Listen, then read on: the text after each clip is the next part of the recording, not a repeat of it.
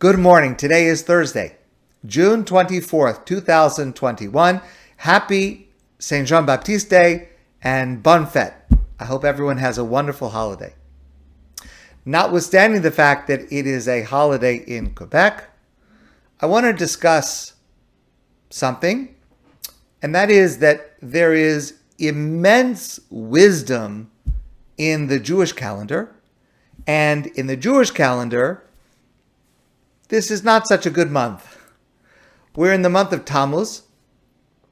Sunday is the 17th of Tammuz, and that's a fast day, and that begins a period of 3 weeks that culminates in Tisha B'Av, the 9th day of Av, and it is a period of mourning and sadness for the Jewish people. Concerning the 17th of Tammuz specifically, the Talmud tells us that there were 5 different events that occurred on this date in different periods in Jewish history. So what I want to do is I want to share with you from the Talmud that list of 5, and I want to ask you a question about it. I want to ask you, of the 5, which of them seems to you to be the worst, the most serious, contributing to this day, the 17th of Tammuz, this Sunday, becoming a fast day for all time. So, Talmud says, 5 terrible events befell the Jewish people on this date, the 17th of Tammuz. One was Nishtabru Haluchos, the tablets on which were engraved the Aseret Adibros, the 10 Commandments, were smashed by Moshe.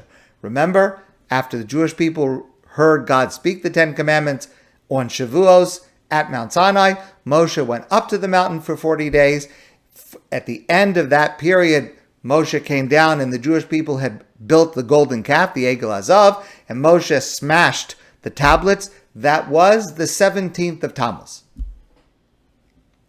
Ubatel HaTamid, the Tamid offering, that's the daily offering that was offered in the Beit HaMikdash, was discontinued. That refers to the end of the Second Temple period. The Romans pierced the walls of Jerusalem after a lengthy siege around Jerusalem, and that occurred on the 17th of Tammuz, and on that same date, the Tamid offering in the Beit HaMikdash in Jerusalem was halted.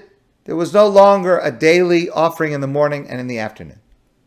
V'huvka ir, right? Also the walls of the city of Jerusalem. So that led to hand-to-hand combat for the next 3 weeks, culminating in the 9th of Av, when the Romans set fire to the Beit HaMikdash and destroyed it.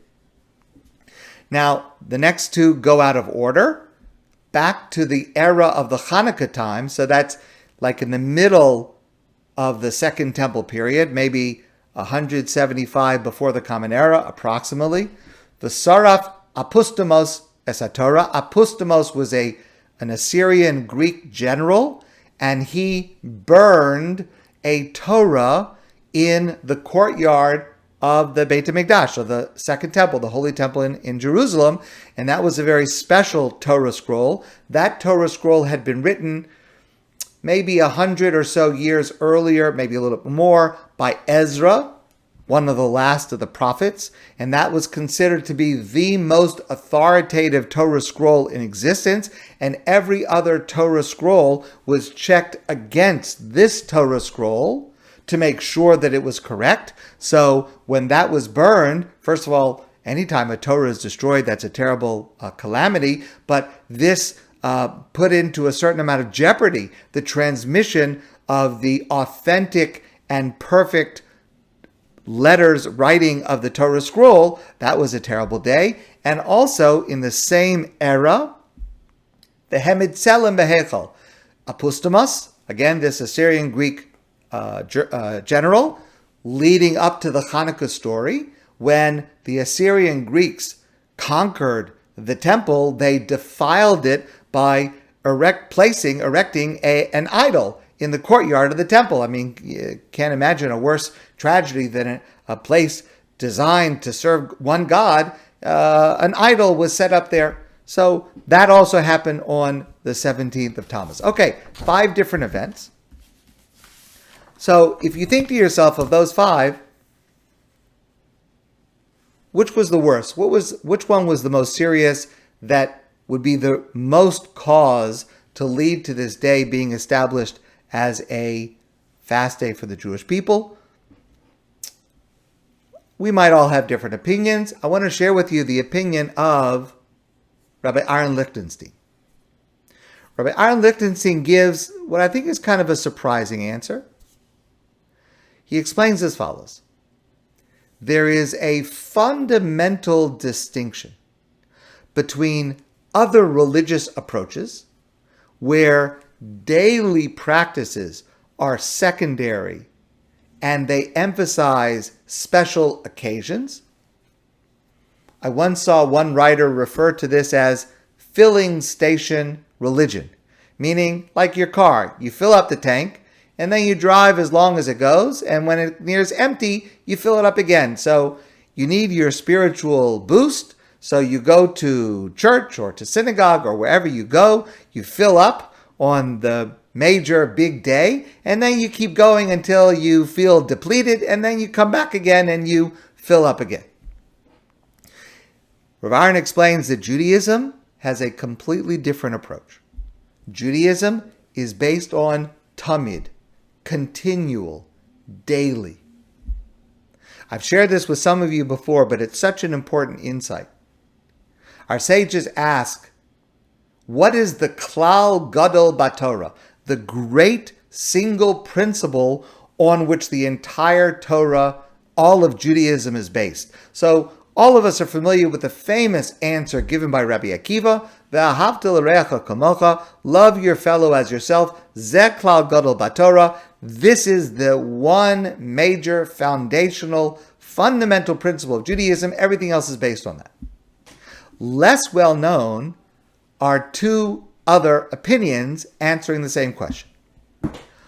Another opinion says, Vayivra Elokim es Adam b'tzalmo, b'tzelem Elokim bara oso. God created mankind, every man and every woman, b'tzelem Elokim, in the image of God. That is, that every single human being somehow reflects God's holiness, somehow is entitled to dignity and respect because they reflect God's image and is cherished by God. That's the fundamental principle. Everything else about Judaism is based on that. And then there's a third answer. The verse, V'sakeves ha'achad taseh baboker, V'sakeves ha'sheni taseh ben arbayim. In the morning you offer the morning tamid offering, sacrifice, the daily sacrifice, and in the afternoon you offer the daily afternoon sacrifice. Judaism wants us to relate to God at every time, in every place. The name for Jewish law is Halacha, which means going. In other words, it's supposed to accompany us on a regular, continual basis. We say the words of Shema, B'shivtecha b'veisecha uvelechtecha b'derech. The words of the Torah should be with us when we're sitting at home and when we are walking along the way, everywhere that we go, at all times. There's a fascinating halachic principle that goes like this. Let's say you have 2 mitzvos, 2 things to perform, and you're trying to decide which one should come first. Which one gets priority to come before the other? So the Talmud says, Tadir, if one of them is more frequent, V'she'eno Tadir, the other one is less frequent, Tadir Kodem, the one that is more frequent comes first. Even the Talmud says, let's say you have one mitzvah that is Tadir, frequent, the other mitzvah is Mekudesh, it is holier, it has greater holiness. Even then, Tadir Kodem, the one that is more frequent comes first, has priority, because what is more frequent, what is more continual, has greater value to Jewish life. Judaism cannot survive without a daily routine of encountering God. And that's why the Bitul HaTamid, the cessation of the daily offering, according to Rav Aaron Lichtenstein, was the worst of the 5. And when the Tamid was halted, when there was no longer a daily sacrifice in the temple, that's when prayer took over its role. Because we cannot live as Jews without that continual daily interaction with God. And if we no longer have it with sacrifices, there must be a substitute, which is for us prayer, because otherwise we could not survive. And that's why, according to Rav Aaron, that's the most serious of the 5. Today, we have an even greater danger. And that is that many Jews today identify with this alien worldview that only special moments are important. Maybe life cycle events, maybe high holidays. Now, I want to be clear. A Jew who participates on this occasional basis is valuable. This is important. This is holy. People can be wonderful, holy Jews when they participate in such a manner, and they should certainly be welcome and respected and honored for whatever it is that they do. But when you pray a few times a year versus praying daily, it's not just a difference in the quantity of prayer. One is 5 or 10 times and the other is 365 times. It's in the quality of prayer. It is a different understanding of what prayer is and of what Judaism wants from us when we do this on an occasional basis versus on a regular, continual basis. And so we have to push back against that. We have to experience and share the value of being in constant, continual contact with God on an ongoing basis. We have to always be aware of the holiness of moral and spiritual daily life.